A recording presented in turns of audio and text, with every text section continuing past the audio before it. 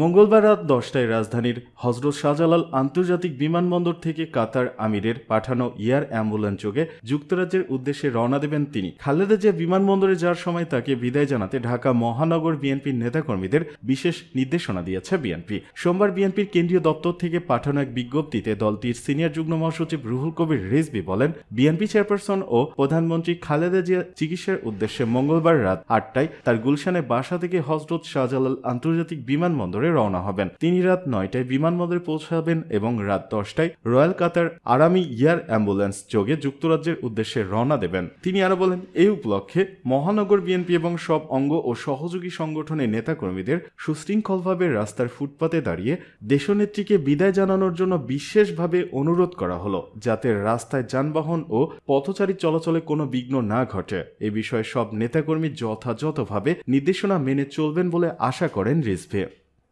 এদিকে তাহসানের বিয়ে ও মেজর ডালিমকে নিয়ে যা বললেন জয়। চুপিসারে বিয়ে সেরে নিয়েছেন জনপ্রিয় সঙ্গীত শিল্পী ও অভিনেতা তাহসান খান। বছরের শুরুতে সুখবরটি প্রকাশ পেয়ে তাহসানের ভক্ত অনুরাগীদের মধ্যে চমক সৃষ্টি করেছে।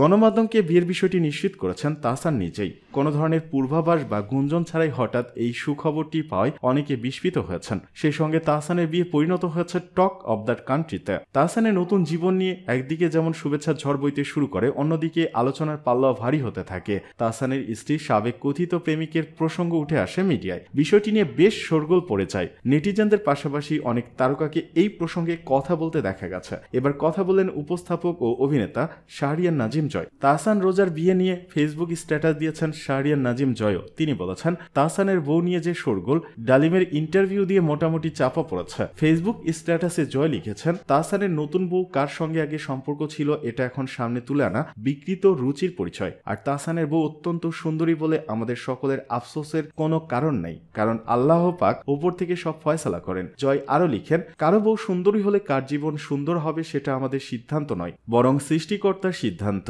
আমরা খুব ছোট ছোট বিষয়কে গুরুত্বপূর্ণ ভেবে অধিকাংশ সময় কাটিয়ে দিই, ফাইনালি নিজেদের জীবনটাই গুরুত্বহীন হয়ে যায়। তিনি আরো লিখেন, তবে আল্লাহ বাঁচাইছে। তাহসান এবং তাহসানের বউ নিয়ে যে শোরগোল, সেটা মেজর ডালিমের ইন্টারভিউ দিয়ে মোটামুটি চাপা পড়েছে। এই উপস্থাপক আরো লিখেন, সোশ্যাল মিডিয়া এমনই একটি খেলনা যেটি আপনিও খেলতে পারেন। একটি বিষয়কে দিয়ে আরেকটি বিষয় ধামাচাপা দিতে পারেন। এই খেলনার উপর পুরো জাতি নির্ভরশীল। তাহসানের স্ত্রী রোজা আহমেদের বাড়ি বাংলাদেশের বরিশালে। পড়াশোনা করেছেন যুক্তরাষ্ট্রের নিউ ইয়র্ক ইউনিভার্সিটি থেকে কসমোলজির ওপর। পড়াশোনা শেষ করে কসমোলজি সায়েন্স গ্রহণ করেন এবং পরবর্তীতে নিউ ইয়র্কের কুইন্স রোজার ব্রাইডাল মেকওভার প্রতিষ্ঠা করেন তিনি।